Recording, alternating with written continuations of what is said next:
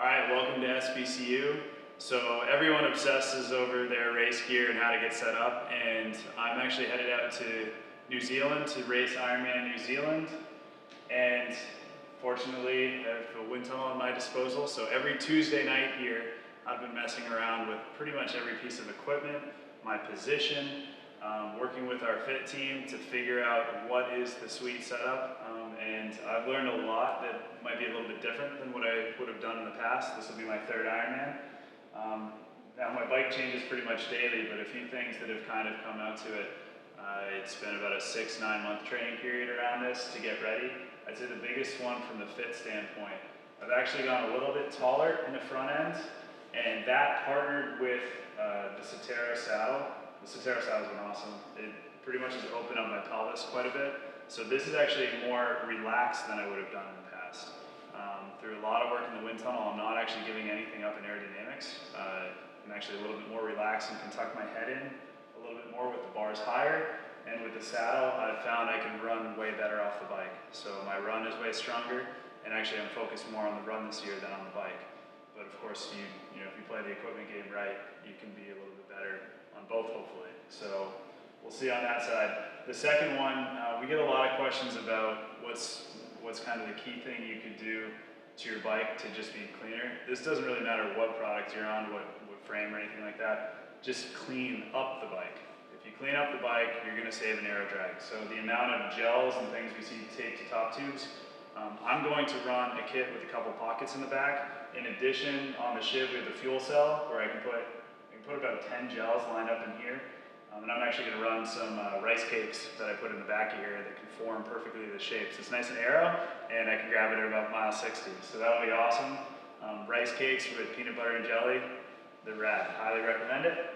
I'll have all my storage for my flat, and I'm actually running clinchers for this race, not tubulars.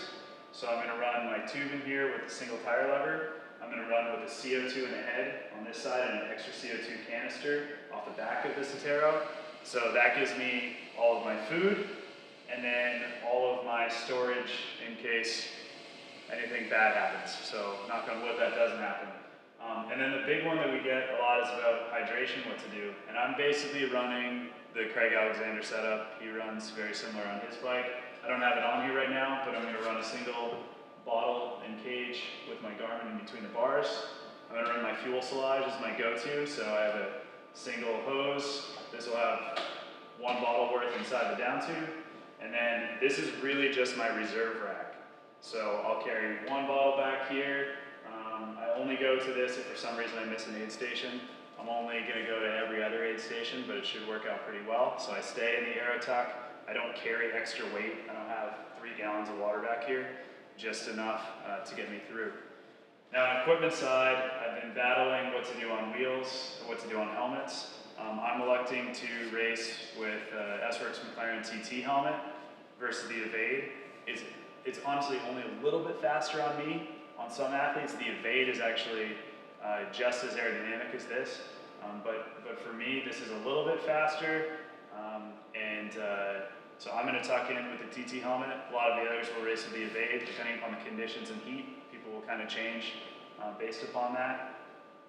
And then on wheels, so I'm going, because I've heard the roads are a little bit rough in New Zealand, I'm going to go with CL60 wheels or CLX. They're very similar, difference in spokes and bearings. But this is what I've been training on, I also race on. And I'm going to run a 24C S-Works Turbo Clincher up front and a 26 out back, which everybody thinks I'm crazy to run a 26 out back. These are bumpy roads, so I want it to be as smooth as possible. I'm actually running these wheels versus a disc because it's quieter. The aerodynamic benefit, there's a little bit out of running a disc versus this, but I'm chasing rolling resistance, smoothness, less fatigue on the body, and less noise. Because I'm riding the TT helmet, the disc just in your ear for 112 miles is pretty loud. And so I've done quite a bit of testing in the wind tunnel and out on the road. This is my lowest coefficient of drag setup I've ever had. In addition, will be awesome rolling resistance wise, a really light bike. I'm actually running mechanical with hydraulic Maguras because it's lighter than what I would have built with the Di2 setup for this course. So look, everybody does a little bit different thing. This isn't necessarily the best setup for everyone, but it should be a pretty cool gig, and there's no better way to test than force yourself to go do a stupid long race. So fingers crossed everything goes well, and I'll see a lot of you out there. Thanks. If you have any questions about Aero from the Specialized team, just shoot us on the Specialized Facebook or hashtag Twitter, Instagram, Aero's everything. Thanks.